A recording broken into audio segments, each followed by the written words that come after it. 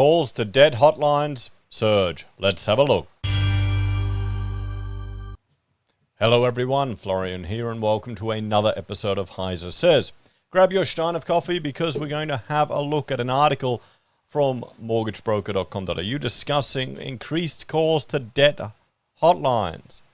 Now, before we look at that, nope, I'm not doing the outro. Before we look at that, we're going to refresh our memory and look at two debt payment strategies. Now, these are, well, I first encountered these from Dave Ramsey, but they make a lot of sense and you'll be familiar with it. There's two main strategies. There's the snowball strategy and the avalanche strategy. Now, let me get my pen here and we'll mark them up. So the snowball strategy, you focus on the total debt size as a priority. It's about bringing your size down. You make minimum payments on each of your debts. Okay, every single debt, you make minimum payments. You make extra payments on the smallest loan.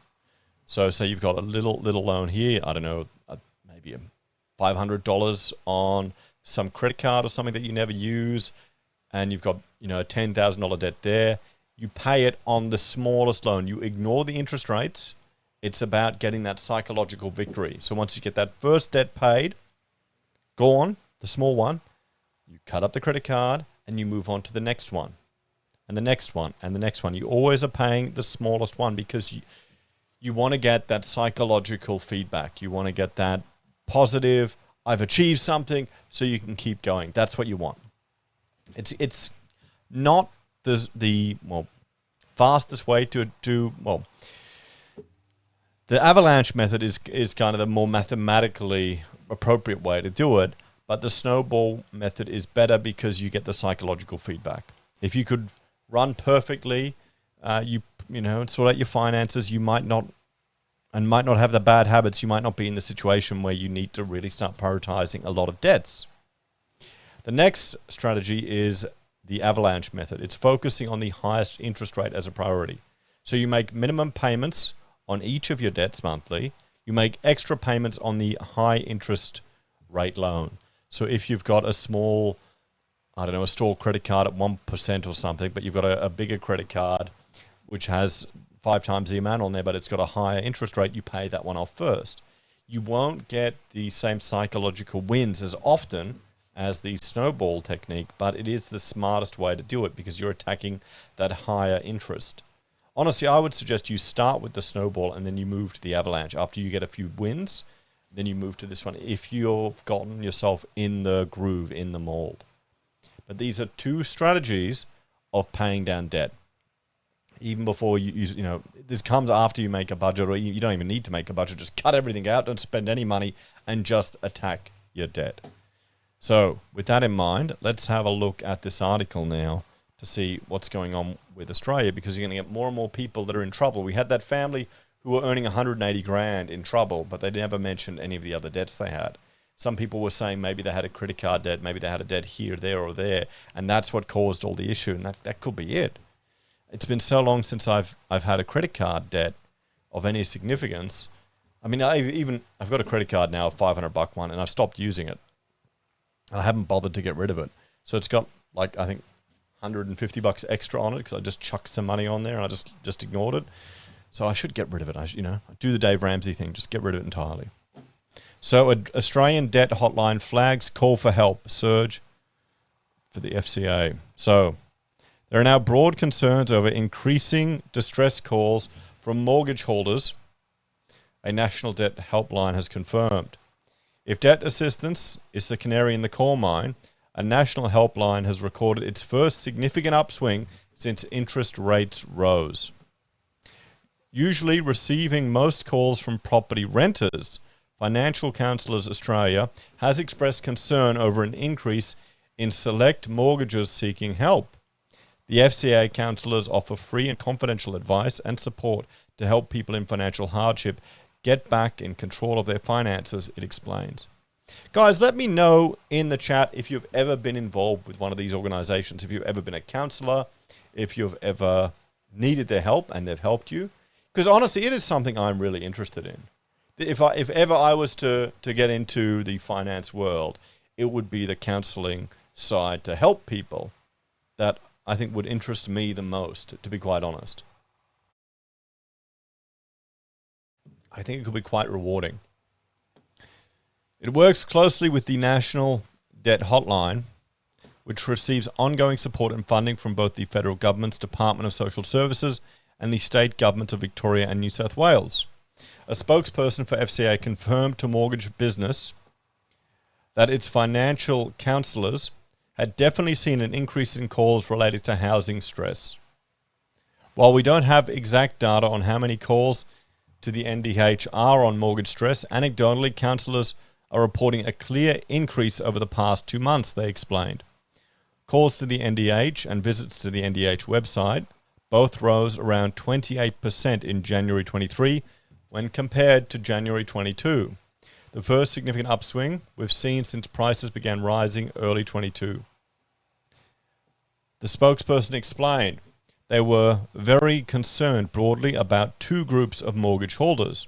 The first is the large number of people who will be coming off low fixed rates to variable rates in 23, they said. Assuming someone is coming off a fixed rate around 2% on a standard variable rate, it will mean more than trebling of repayments. With reports that 1 million households are now considered vulnerable, we're experiencing more calls for assistance from middle-class Australians, not just those on low and fixed incomes. The FCA also is concerned about a second group of mortgagors, first-home buyers who entered the market at a time of low rates, high prices, a lower serviceability test, and without much in the way of savings. These are the people that FOMO'd in, guys.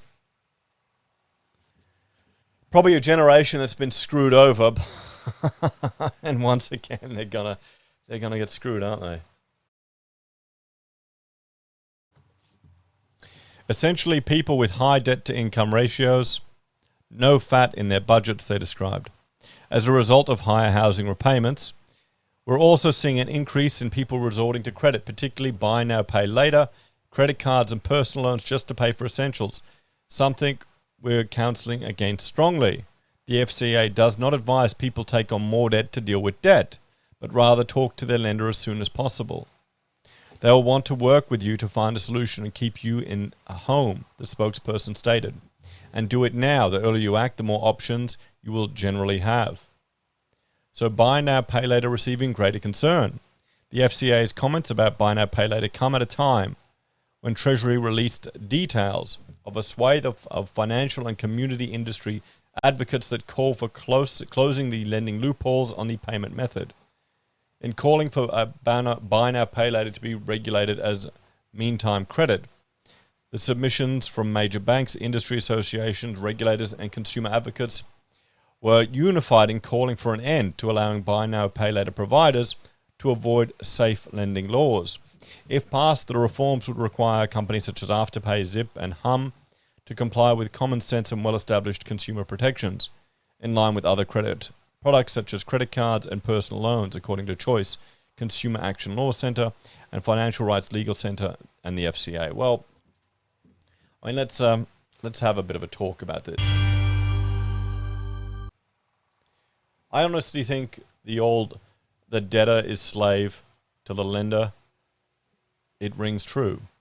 And I think the goal should be to get out of as much debt as possible, as fast as possible. Get off it. Get off it. Stop using buy now, pay later. Stop using credit cards. If you can't manage it, and if you've dug yourself into a hole, you need to cut it off then, entirely. Look at the snowball method. Look at the avalanche method and attack your debt. Cut your costs right back. And just, that's it.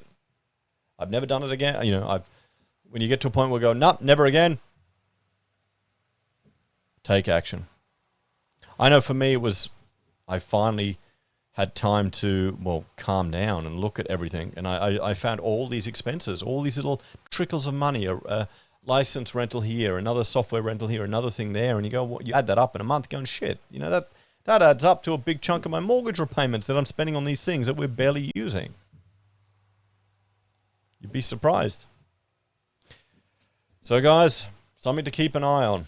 As always, thanks for watching. Like, share, subscribe to the channel. Check out HeiseBim and Heise Does for other content I discuss.